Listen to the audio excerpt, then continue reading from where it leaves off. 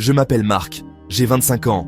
Et si vous écoutez ça, c'est peut-être parce qu'il est déjà trop tard pour moi. Je ne dis pas ça pour faire du sensationnel. Je le dis parce que ce que j'ai trouvé et ce qui s'est passé depuis m'a littéralement pourri l'existence. Tout a commencé un samedi matin d'hiver. Un froid humide, celui qui traverse la peau et vous colle aux os. Je m'étais levé tôt pour aller au marché aux puces de ma ville, histoire de tuer le temps. Là-bas, c'est un dédale de tables pliantes, de cartons éventrés, d'odeurs de vieux tissus et de poussière. On y trouve de tout. Des disques vinyles rayés, des jouets cassés, des bibelots qui sentent la naphtaline, et parfois, de vraies perles. Je flânais entre les allées, quand mon regard s'est arrêté sur une petite table où un homme vendait des câbles, des chargeurs, et au milieu, un vieux smartphone fissuré. Il n'avait pas l'air récent, mais il semblait intact malgré la fissure. Une étiquette écrite au marqueur. 10 €. J'ai demandé. Il fonctionne ? Le vendeur, un type maigre avec une casquette trop grande, m'a regardé fixement avant de répondre. Ouais, mais garde-le éteint la nuit. J'ai cru à une blague pour donner un charme au truc. J'ai payé, j'ai rangé le téléphone dans mon sac, et j'ai continué ma balade. En partant, j'ai quand même remarqué que le type me suivait du regard, jusqu'à ce que je disparaisse au bout de l'allée. Chez moi, je l'ai posé sur mon bureau. Par curiosité, je l'ai allumé. Pas d'écran d'accueil classique, juste une horloge sur fond noir. Pas d'application visible, pas de carte SIM. Mais il y avait quelque chose d'installé dedans, une carte micro SD. J'ai branché le téléphone à mon PC pour fouiller un peu. Et là, j'ai vu un dossier nommé « Ne regarde pas ». J'ai hésité, mais évidemment, j'ai cliqué.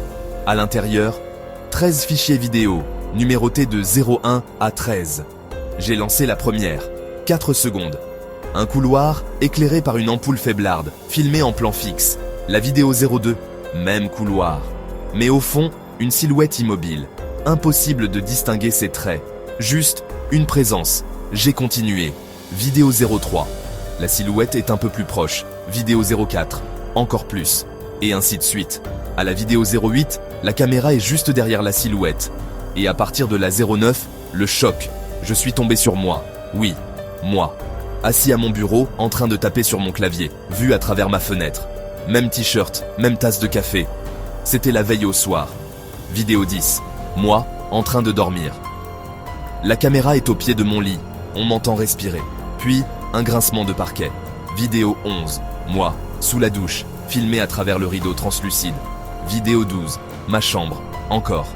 La silhouette est là, au pied de mon lit, immobile. On entend sa respiration, longue, irrégulière. Je n'osais pas lancer la 13, mais j'ai fini par céder. Écran sombre, puis mon visage apparaît. Mes yeux sont grands ouverts. Je ne bouge pas, comme si je regardais quelque chose derrière la caméra. Puis, coupure. J'ai balancé le téléphone dans un tiroir. Mais la nuit suivante, je me suis réveillé à 3h03 précise. Pas à 3h, pas à 3h05. 3h03. Et toujours avec cette sensation qu'il y avait quelqu'un, quelque part dans la pièce. Le 3e jour, en rentrant du travail, j'ai trouvé le téléphone sur ma table basse. Je jure que je ne l'avais pas sorti du tiroir. L'écran était allumé, et dans le dossier, il y avait 14 vidéos.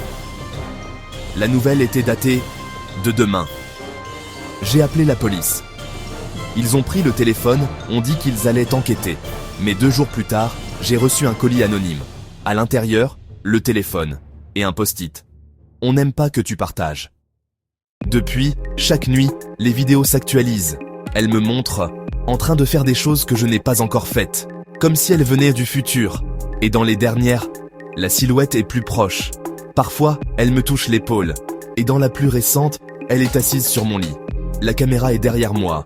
Et je souris. Aujourd'hui, en rentrant, il y avait une clé USB posée devant ma porte. Je l'ai branchée. Un seul fichier. Une photo. C'est moi, endormi. Et derrière moi, le vendeur du marché aux puces. Il sourit.